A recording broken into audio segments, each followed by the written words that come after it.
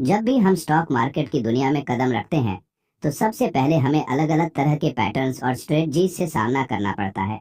कई नए ट्रेडर्स को लगता है कि अगर उन्होंने हर एक पैटर्न याद कर लिया तो मार्केट में एक्सपर्ट बन जाएंगे, लेकिन सच कहूं तो ऐसा बिल्कुल नहीं है। मार्केट में 100 से भी ज्यादा कैंडलस्टिक पैटर्न बताए जाते हैं और उन्हें सबको रट लेना ना तो आसान है और न ही उतना प्रैक्टिकल। आप चाहो तो दिन रात नोट्स बनाओ, किताबें पढ़ो, चार्ट्स देखो, फिर भी सारे पैटर्न्स दिमाग में फिट करना बहुत मुश्किल हो जाता है। मेरा मानना है कि हमें इन सब पैटर्न्स को याद करने की जरूरत ही नहीं है। सही सुना आपने, बिना नाम याद किए भी आप पैटर्न्स को पहचान सकते हो और ट्रेड ले सकते हो। आज के इस वीडियो में मैं आपको एक ऐसा तरीका बताने वाला हूँ, इसकी मदद से आप न सिर्फ पैटर्न्स को समझ पाओगे बल्कि बिना उनके नामों में फंसे सीधे सीधे प्रैक्टिकल ट्रेड कर पाओगे। देखिए, अक्सर मार्केट में ऐसा होता है कि कोई भी साफ साफ पैटर्न नजर नहीं आ रहा होता, लेकिन फिर भी प्राइस अचानक से पलट जाता है या फिर एक बड़ी मूवमेंट आ जाती है। अब बहुत से लोग इस कंफ्यूजन में फंस जाते हैं कि आखिर ये हुआ क्यों। दरअसल यहाँ भी एक छुपा हुआ पैटर्न काम कर रहा होता है जिसे हम पहली नजर में पहचान नहीं पाते।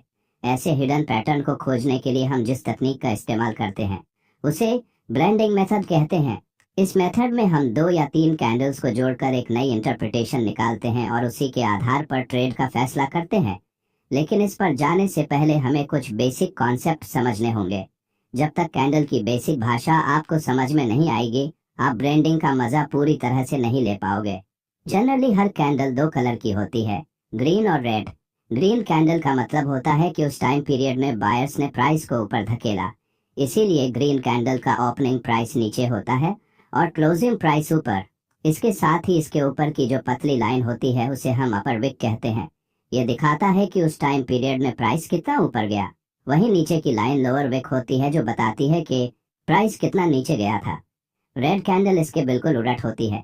यहाँ सेलर्स प्राइस को ओपनिंग प्राइस से नीचे धकेल देते हैं, इसलिए इसका ओपनिंग प्राइस ऊपर होता है और क्लोजिंग प्राइस नीचे। रेड कैंडल में भी ऊपर की लाइन हाई प्राइस बताती है और नीचे की लाइन लो प्राइस। पूरा जो कलर्ड एरिया है उसे हम बॉडी कहते हैं और ये उस कैंडल का असली रेंज बताता है। अब अगर आप गौर से देखेंगे तो ग्रीन कैंडल का क्लोजिंग हाई के आसपास होता है, जबकि रेड कैंडल का क्लोजिंग लो के पास। इसका सीधा सा मतलब यह है कि ग्रीन कैंडल स्ट्रॉन्ग बाइंग को दर्शाती है और रेड कैंडल स्ट्रॉन्ग सेलिंग को। अब मान लीजिए हमारे पास 2 कैंडल्स हैं। पहली नजर में आपको ग्रीन कैंडल बुलिश लगेगी और रेड कैंडल बेरिश, लेकिन अगर आप दोनों को उनके रेंज के हिसाब से देखते हैं तो आपको समझ आएगा कि असली क्लोजिंग दोनों की लो के आसपास है। यानी कलर ग्रीन है या रेड, इससे फर्क नहीं पड़ता, असली गेम रेंज और क्लोजिंग का है। और यही से निकलता है एक बड़ा सीक्रेट, सिर्फ कलर देखकर डिसीजन नहीं लेना है बल्कि रेंज और क्लोजिंग लेवल्स को देखना है। इस आधार पर कुछ कैंडल्स को हम इंडिसीजन कैंडल्स कहते हैं। इनका मतलब होता है कि मार्केट अभी कंफ्यूज है और हमें ट्रेडिंग का सही संकेत अगली कैंडल के अनुसार मिलेगा। अब यहाँ एक इम्पॉर्टेंट बात समझ लीजिए। असल में मार्केट में अनगिनत नामों वाले पैटर्न्स बताए जाते हैं, लेकिन बेसिकली सभी पैटर्न सिर्फ 5 टाइप की कैंडल्स से बने होते हैं। अगर आपने इन 5 को अच्छे से समझ लिया तो आपको बाकी के 100 पैटर्न्स याद करने की कोई जरूरत नहीं पड़ेगी। पहला टाइप है स्ट्रॉन्ग बॉडी कैंडल। इसमें बॉडी बड़ी होती है और विक्स बहुत छोटी। अगर ये ग्रीन है तो इसका क्लोजिंग हाई के पास होगा, मतलब स्ट्रॉन्ग बुलिश। अगर रेड है तो क्लोजिंग लो के पास होगा, मतलब स्ट्रॉन्ग बेयरिश। बाकी सारे इसी के वेरिएशन है। दूसरा टाइप है ऐसी कैंडल जिसमें लोअर विक बहुत बड़ी हो और अपर विक ना के बराबर। ये दिखाती है कि मार्केट नीचे तो गया लेकिन वहां टिक नहीं पाया और बायर्स ने उसे वापस ऊपर धकेल दिया। कलर रेड हो या ग्रीन फर्क नहीं पड़ता, सिग्नल पॉजिटिव होता है। तीसरा टाइप है उल्टा, यानी अपर विक बड़ी और लोअर विक छोटी या ना के बराबर। इसका मतलब है कि मार्केट ऊपर गया लेकिन वहां टिक नहीं पाया और सेलर्स ने उसे नीचे खींच दिया। यहाँ भी कलर मायने नहीं रखता, सिर्फ अपर विक का साइज मायने रखता है। चौथा टाइप है डोजी जैसी कैंडल, जिसमें बॉडी बहुत छोटी होती है और दोनों और विक्स लगभग बराबर। ये बताती है कि मार्केट फिलहाल कंफ्यूजन में है। पांचवा टाइप होता है मिक्स्ड रेंज कैंडल, जिसमें बॉडी मिडिल में होती है और विक्स ऊपर नीचे लगभग बराबर। यहाँ से हमें कोई डायरेक्शनल सिग्नल नहीं मिलता बल्कि अगली कैंडल पर ध्यान देना पड़ता है। इतने सारे नामों वाले पैटर्न्स आखिर में सिर्फ इन 5 बेसिक कैंडल्स पर टिके हुए हैं। अब इनको समझकर हम आगे बढ़ते हैं ब्लेंडिंग मेथड की तरफ। मान लीजिए आपके सामने 2 कैंडल हैं और आप कंफ्यूज हो कि यहाँ से बुलिश सिग्नल बनेगा या बेरिश। ऐसे में हम ब्लेंडिंग करेंगे। तरीका सिंपल है, हमेशा पहली कैंडल का ओपनिंग प्राइस लीजिए और दूसरी कैंडल का क्लोजिंग प्राइस। इन दोनों को जोड़कर एक नई कैंडल की बॉडी बनाई जाती है। अब दोनों कैंडल्स में से जो भी हाईएस्ट पॉइंट है वहां से नई कैंडल की अपर विक बनेगी और जो भी लोएस्ट पॉइंट है वहां से नई कैंडल की लोअर विक। इस तरह से हमारे पास एक नया पैटर्न निकलकर सामने आता है। अब मान लीजिए ओपनिंग नीचे है और क्लोजिंग ऊपर, तो यह ग्रीन कैंडल बनेगी। अगर इसमें लोअर विक लंबी है और बॉडी छोटी है तो यह पॉजिटिव सिग्नल है। चाहे यह ग्रीन हो या रेड, हमें बस विक के साइज पर ध्यान देना है। इसी तरह अगर क्लोजिंग ओपनिंग से नीचे है तो रेड बनेगी। अगर इसमें अपर विक लंबा है और बॉडी छोटी तो यह नेगेटिव सिग्नल देगा। देखा कितना आसान है, हमें नाम याद करने की जरूरत ही नहीं है।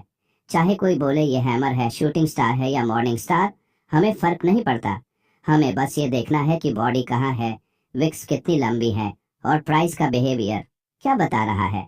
इसी तरह अगर आपके पास 3 कैंडल्स हैं तो भी प्रोसेस सेम है। पहली कैंडल का ओपनिंग और आखिरी कैंडल का क्लोजिंग लेकर बॉडी बनाइए, फिर हाई और लो देखकर विक्स लगाइए। अब आपके पास एक नई कैंडल होगी जो असली सिग्नल देगी। मान लीजिए 3 कैंडल मिलकर मॉर्निंग स्टार जैसा पैटर्न बना रही हैं। अगर आपको इस पैटर्न का नाम याद नहीं भी है तो भी ब्लेंडिंग करके आपको साफ दिख जाएगा कि मार्केट में बाइंग का प्रेशर बढ़ रहा है और यहाँ से ऊपर जाने की संभावना है। तो इस तरह आपको किसी पैटर्न का नाम याद करने की जरूरत ही नहीं है। बस 5 बेसिक कैंडल्स को समझिए और ब्लेंडिंग से हिडन सिग्नल निकाल लीजिए। लेकिन यहाँ एक चेतावनी भी जरूरी है, कभी भी सिर्फ कैंडलस्टिक देखकर ट्रेड मत लीजिए। कैंडल्स हमें सिग्नल तो देती हैं, लेकिन ये अकेली पूरी तरह भरोसेमंद नहीं होती। असली ताकत तब आती है जब आप कैंडल्स को support, resistance, demand, supply, moving average जैसे टूल्स के साथ जोड़ते हो। ब्लेंडिंग मेथड आपको तब काम आएगा जब आप किसी की लेवल के पास कंफ्यूज हो, जैसे सपोर्ट लेवल पर 2-3 कैंडल्स बन रही हैं और आपको समझ नहीं आ रहा कि यहाँ से मार्केट ऊपर जाएगा या नीचे। ऐसे में आप ब्लेंडिंग करके असली सेंटिमेंट देख सकते हो। अगर वहाँ लॉन्ग लोअर विक निकलती है तो समझ लीजिए बायर स्ट्रांग हो रहे हैं और ऊपर का मूव आ सकता है। अब जब आपको यह समझ में आ गया है कि मार्केट में सिर्फ 5 बेसिक तरह की कैंडल्स होती हैं और बाकी सारे पैटर्न उन्हीं से निकलते हैं, तो आप थोड़ा और गहराई से ब्लेंडिंग मेथड को समझते हैं। देखिए, असल में ट्रेडिंग सिर्फ कैंडल देखकर करने वाली चीज नहीं है। कैंडल हमें एक संकेत देती है, एक तरह का मैसेज कि मार्केट की दिशा कैसी हो सकती है।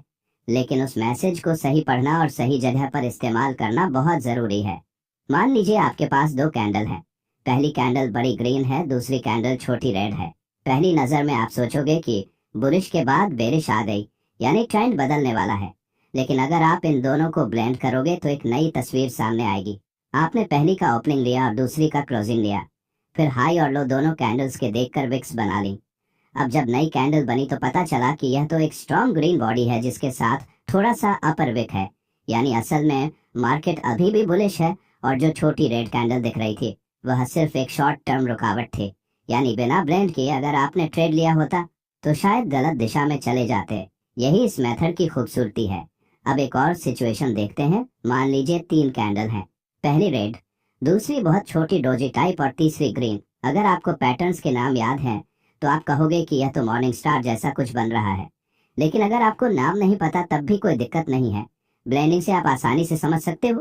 पहली का ओपनिंग और तीसरी का क्लोजिंग लेकर बॉडी बनाइए, हाई और लो से विक्स बना लीजिए।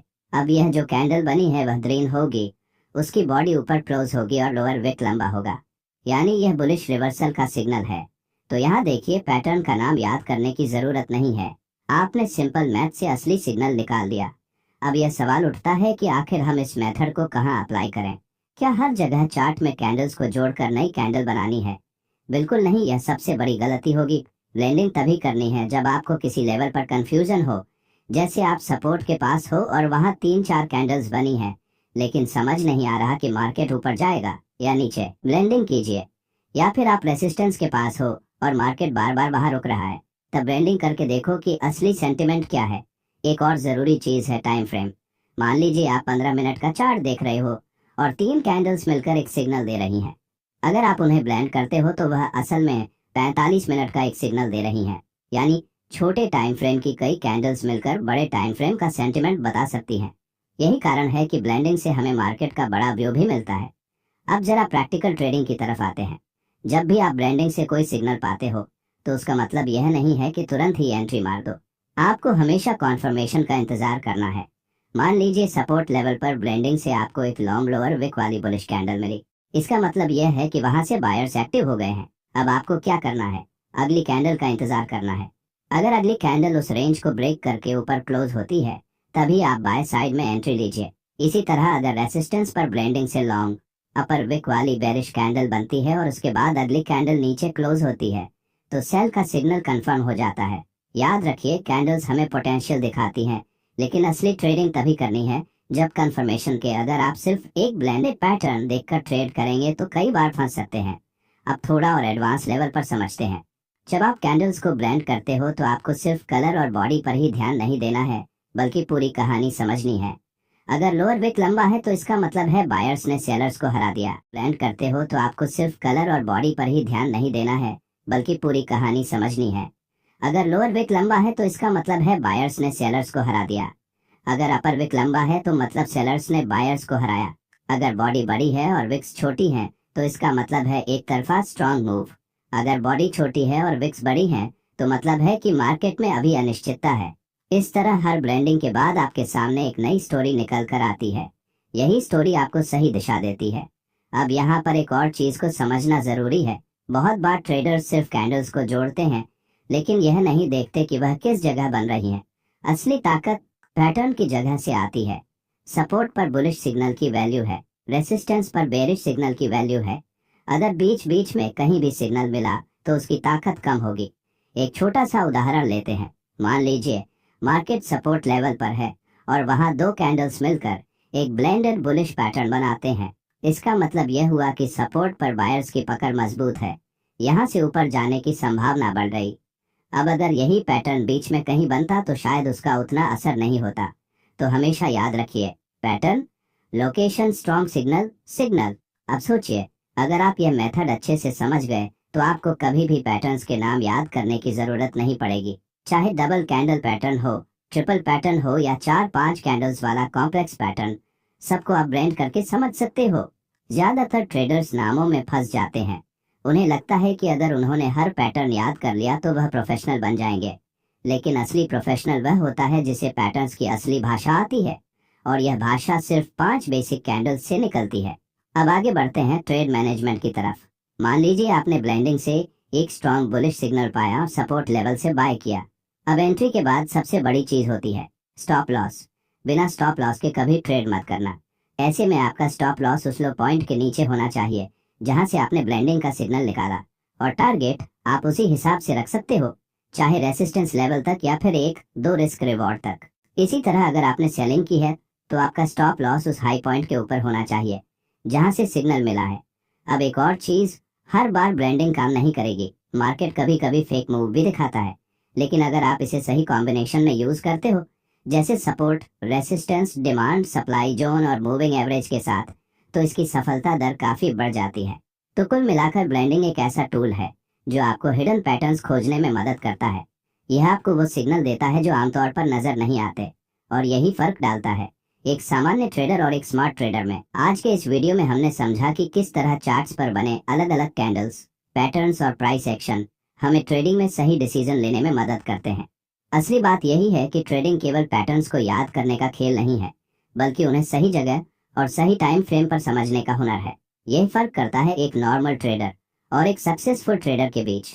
याद रखिए, मार्केट में हर दिन नया मौका आता है, लेकिन हर मौके को पकड़ना जरूरी नहीं। हमें केवल वही सेटअप लेना चाहिए जहां कंफर्मेशन साफ हो और रिस्क रिवॉर्ड हमारे फेवर में हो। धैर्य, अनुशासन और प्रैक्टिस ही आपकी सबसे बड़ी ताकत है। अगर आपको ये वीडियो पसंद आया हो और इसमें से कुछ नया सीखने को मिला हो